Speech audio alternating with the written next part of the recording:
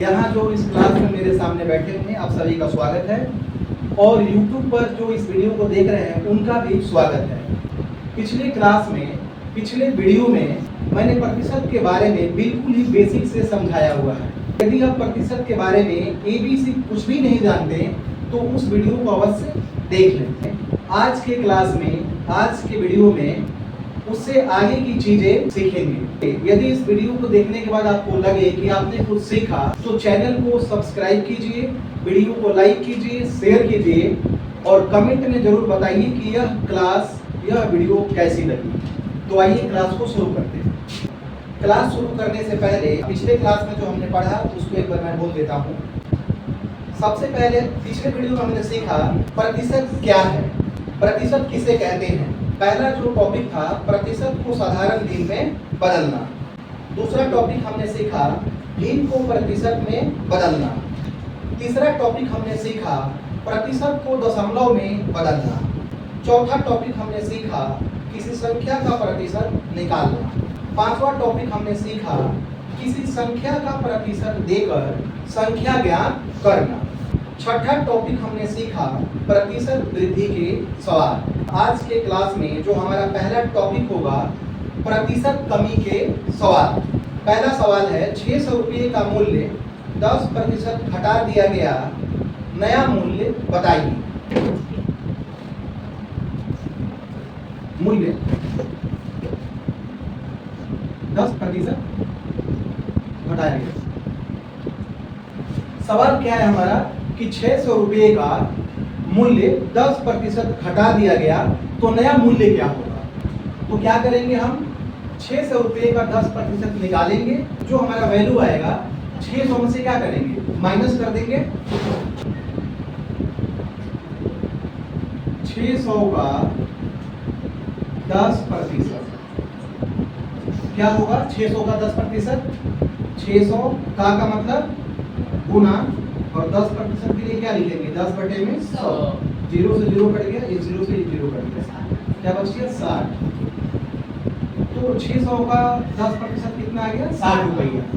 तो हम 60 रुपया क्या करेंगे 600 में से माइनस कर देंगे। तो यहाँ लिखेंगे इसलिए नया मूल्य बराबर 600 माइनस 60 रुपया। तो क्या आएगा 540 रुपया हमारा आंसर हो गया। तो नया मूल्य क्या आ गया 540 रुपये।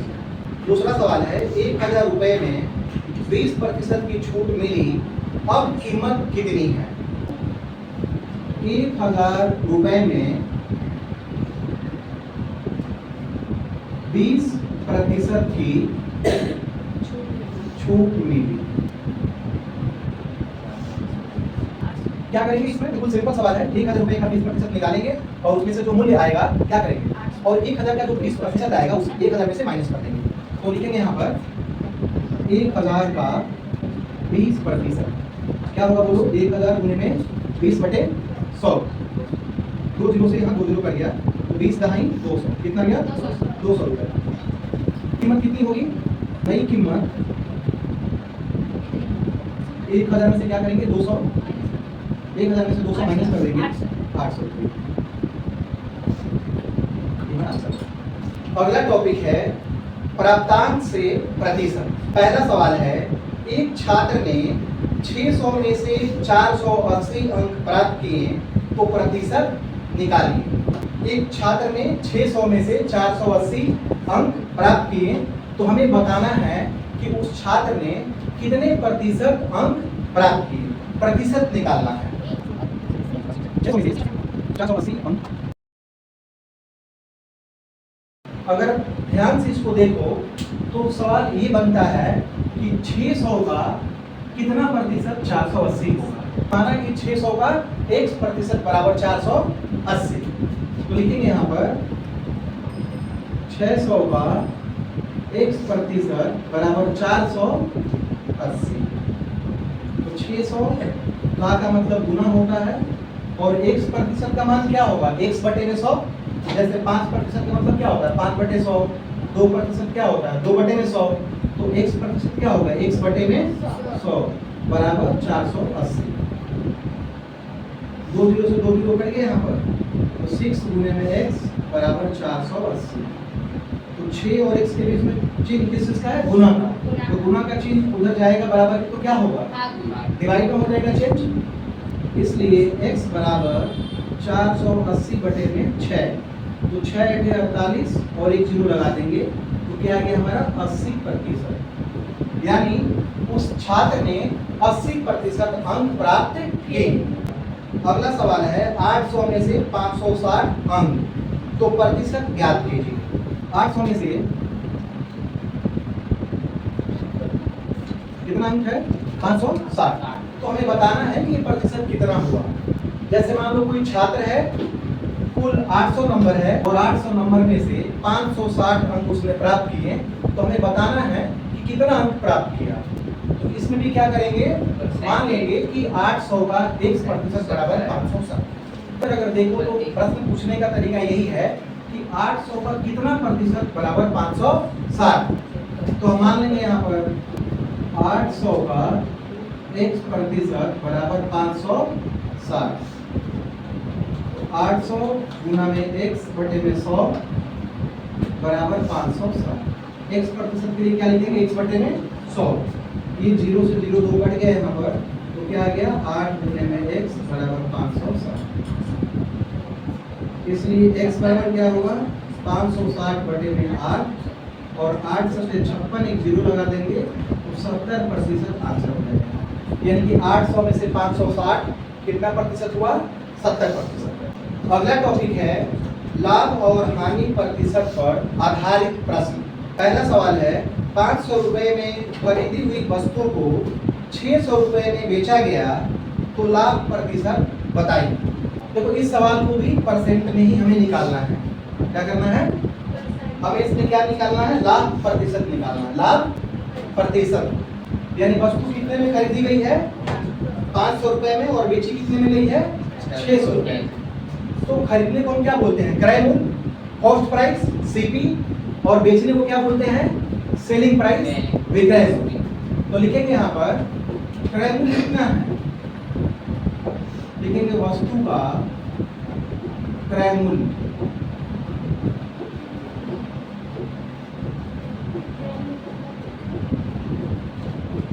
और विक्रय मूल्य कितना है? 600।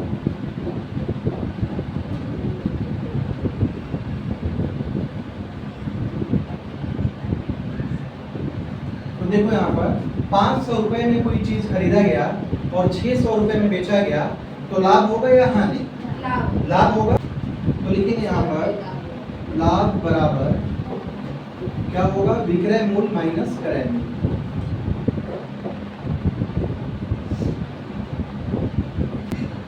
विक्रय मूल्य कितना है? 600 रुपए है, क्रय मूल्य है 500 रुपया, तो लाभ कितना हो गया? 100 रुपया। अब क्या निकालना है? लाभ प्रतिशत। तो लाभ प्रतिशत का देखो फॉर्मूला होता है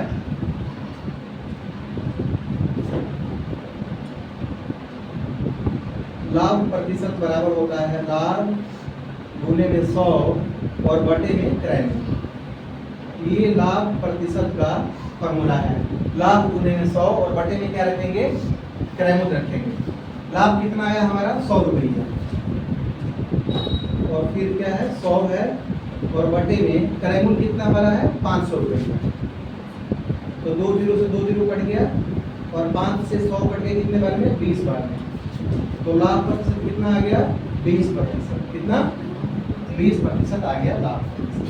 दूसरा सवाल है 800 रुपए में खरीदी चीज को 700 रुपए में बेच दिया गया, तो हानि प्रतिशत क्या है? 800 रुपए में कोई चीज खरीदा गया और 700 में बेचा गया, तो क्रय मूल्य कितना है यहाँ पर? 800 रुपये।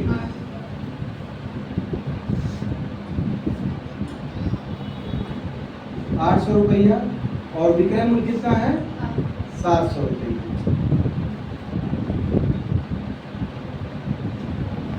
तो लाभ हुआ या हानि? हानि हुआ ना। तो लिखेंगे यहाँ पर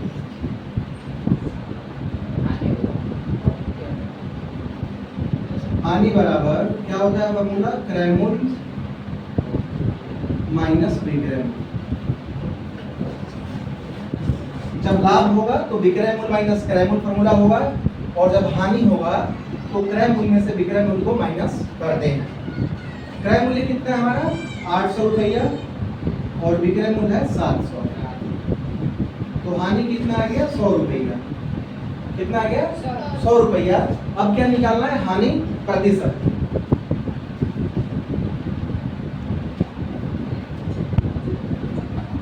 हानि प्रतिशत बराबर फॉर्मूला होता है हानि गुणे में 100 और बटे में क्रय मूल्य।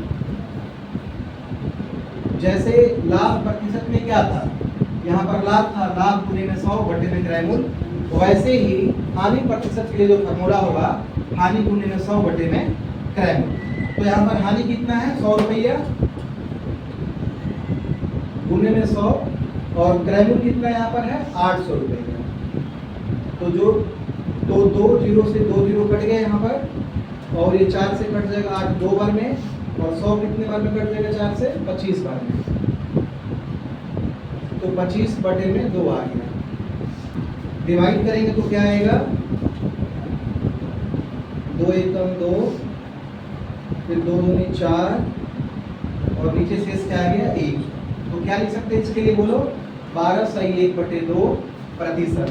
या अगर दशमलव में लिखना चाहते हो तो लिखेंगे यहाँ पर दशमलव लगाएंगे 1 जीरो आएगा 2 पंजे 10। तो क्या लिख सकते हैं या 12.5 प्रतिशत। ये हमारा हानि है। अगला सवाल है 1200 रुपए में वस्तु खरीद कर 25% लाभ कमाया, विक्रय मूल्य क्या होगा। तो क्रय मूल्य कितना है 1200 रुपया।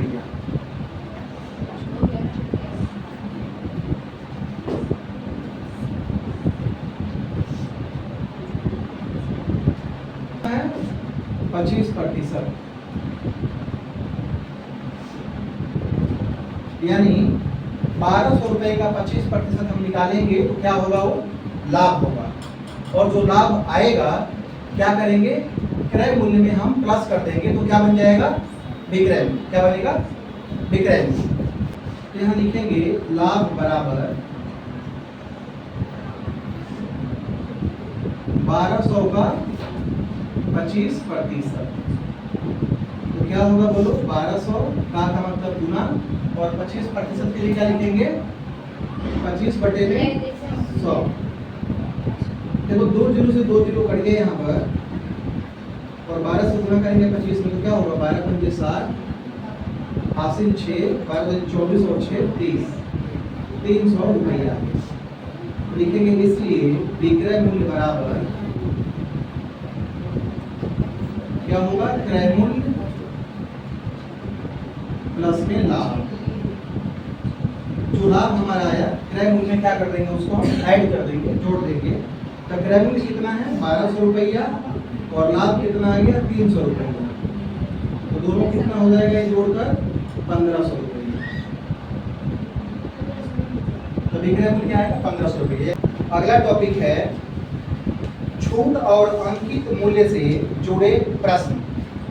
पहला सवाल है 2000 रुपए की चीज पर 10% की छूट मिली, ग्राहक ने कितना भुगतान किया। देखो अंकित मूल्य क्या होता है, अब जैसे कोई सामान मान लो मार्केट से अगर हम खरीदते हैं तो उस पर एक होता है ना MRP होता है, मैक्सिमम रिटेल प्राइस लिखा होता है, यानी वस्तु की वह अधिकतम मूल्य होता है। क्या होता है अधिकतम मूल्य होता है। कोई भी दुकानदार MRP से अधिक कीमत नहीं ले सकता। तो क्वेश्चन वही है कि 2000 रुपए की चीज पर मान लो किसी वस्तु का जो MRP है कितना 2000 रुपया है और उस पर छूट कितना मिल रहा है 10%। तो जो ग्राहक है वह कितना रुपया देगा दुकानदार। देखो लिखेंगे वस्तु का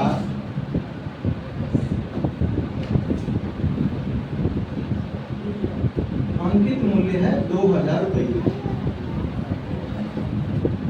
और छूट कितना मिल रहा है 10%। तो क्या करेंगे 2000 का 10% निकालेंगे हम, तो छूट बराबर लिखेंगे 2000 का 10%। अंकित मूल्य हो गया कि किसी वस्तु पर इतना मूल्य लिखा रहता है ना, किसी वस्तु का जो प्राइस लिखा रहता है उस पर। मान लो तुम अगर साबुन लेते हो कोई, उस पर लिखा है 50 रुपया, तो क्या होगा हमारा अंकित मूल्य। कोई भी अगर हम सामान खरीदते हैं, कुछ भी खरीदते हैं, तो उसका मूल्य लिखा होता है ना, वही अंकित मूल्य होता है। तो हम लिखेंगे यहाँ पर 2000 का मतलब गुना और 10% मतलब 10/100। तो देखो 2 जीरो से यहाँ पर 2 जीरो कट गया, तो क्या हो गया 20 दहाई 200, यानी छूट कितना मिल गया 200 रुपए का। यानी 2000 रुपये का सामान था और उसको छूट कितना मिला 200 रुपये का। तो भुगतान कितना करेगा बताना, कितना भुगतान करेगा 1800 रुपये ना। तो क्या लिखेंगे यहाँ पर भुगतान की गई राशि,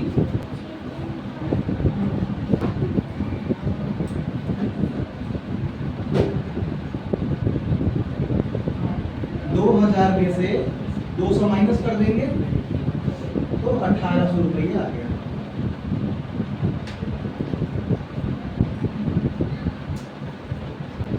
अगला सवाल है 1500 रुपए की वस्तु पर 20% की छूट, अंतिम क्रय मूल्य क्या होगा। लिखेंगे 1500 रुपए की वस्तु पर छूट कितना प्रतिशत है 20% की छूट।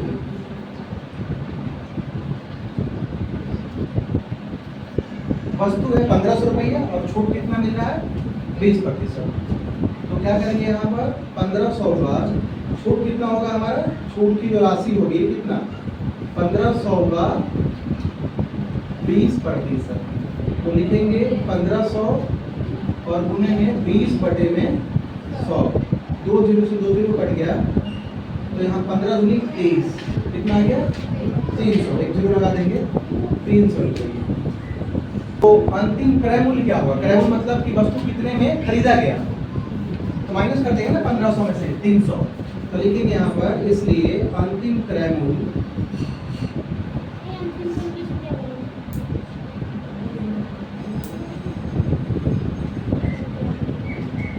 क्या होगा 1500 माइनस 300 रुपये। तो क्या है आंसर हमारा 1200 रुपये। अगला सवाल है 1800 रुपये का अंकित मूल्य है, ग्राहक को 15% की छूट मिली, भुगतान कितनी राशि हुई। वस्तु की एमआरपी कितना है 1800 रुपया, कितना है 1800 रुपया और ग्राहक को छूट मिल रहा है 15%। तो ग्राहक को कितना पे करना पड़ेगा यही निकलना है ना। तो क्या करेंगे 1800 का क्या करेंगे 15% निकालेंगे और जो 15% जो वैल्यू आएगा 1800 में से क्या कर देंगे माइनस कर देंगे। यहाँ क्या लिखेंगे अंकित मूल्य कितना है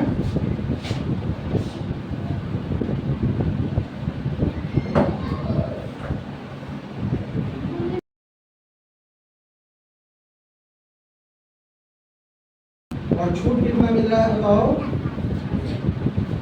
15% का। छूट की राशि कितनी होगी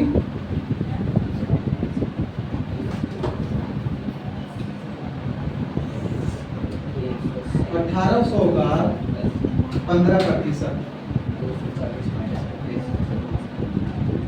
1800 गुने 15/100, 2 जीरो से जीरो कट गया, गुना करेंगे तो 18×5 90, 18 और फिर 9 कितना होगा 27, 270 रुपये। भुगतान की गई राशि कितनी होगी, इसलिए